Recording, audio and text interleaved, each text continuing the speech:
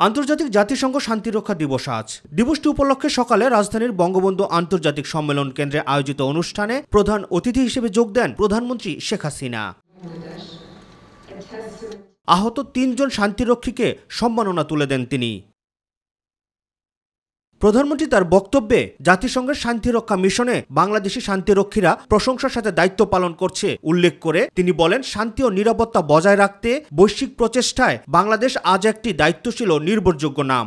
শান্তি ও নিরাপত্তা বজায় রাখা বৈশ্বিক প্রচেষ্টায় বাংলাদেশ আজ একটি দায়িত্বশীল ও নির্ভরযোগ্য নাম। আমরা সর্বজনে স্বীকৃত এবং বিশ্বের বুকে রোল মডেল। এই অর্জনের পিছনে রয়েছে আমাদের সশস্ত্র বাহিনী ও পুলিশ বাহিনী, টেকসই পরিশ্রমী নিবেদিত প্রাণ সদস্যদের মহান আত্মত্যাগ ও অমূল্য অবদান। যুদ্ধ ও সংঘাত মানুষকে কষ্টের দিকে ঠেলে দিচ্ছে জানিয়ে যুদ্ধের পেছনে অর্থ ব্যয় না করে জলবায়ু অভিঘাত মোকাবেলা সহ মানুষের কল্যাণে অর্থ ব্যয় করতে বিশ্ব নেতাদের প্রতি আহ্বান জানান শেখ হাসিনা। যারা অস্ত্র তৈরি এবং অস্ত্র প্রতিযোগিতায় এত অর্থ ব্যয় করছেন তাদের কাছে আমার আহ্বান, আমরা শান্তির কথা বলি কিন্তু সংঘাতে লিপ্ত হই কেন?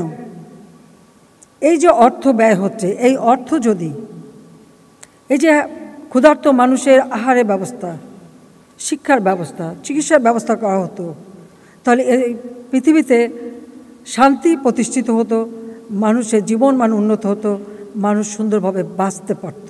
অস্ত্র তৈরি আর প্রতিযোগিতা, এই অর্থটা যে সমস্ত দেশ এখনও জলবায়ু পরিবর্তনের অভিঘাতে ক্ষতিগ্রস্ত হতে যাচ্ছে, সেই জলবায়ু অভিঘাত থেকে মানবজাতিকে রক্ষা করার জন্য সেই ফান্ডে সেই অর্থ দিতে পারে এবং ক্ষুধার্ত এবং শিক্ষাবঞ্চিত যে সমস্ত শিশুরা তাদেরও শিক্ষা এবং স্বাস্থ্য ও ক্ষুধা নিবৃত্ত করবার জন্য ব্যবহার করতে পারে। সেই আহ্বানটাই আজকে আমি সকলকে জানিয়ে যাচ্ছি। পরে বিভিন্ন দেশে দায়িত্ব পালনরত বাংলাদেশের শান্তিরক্ষীদের সাথে ভিডিও কনফারেন্সের মাধ্যমে কুশল বিনিময় করেন প্রধানমন্ত্রী শেখ হাসিনা।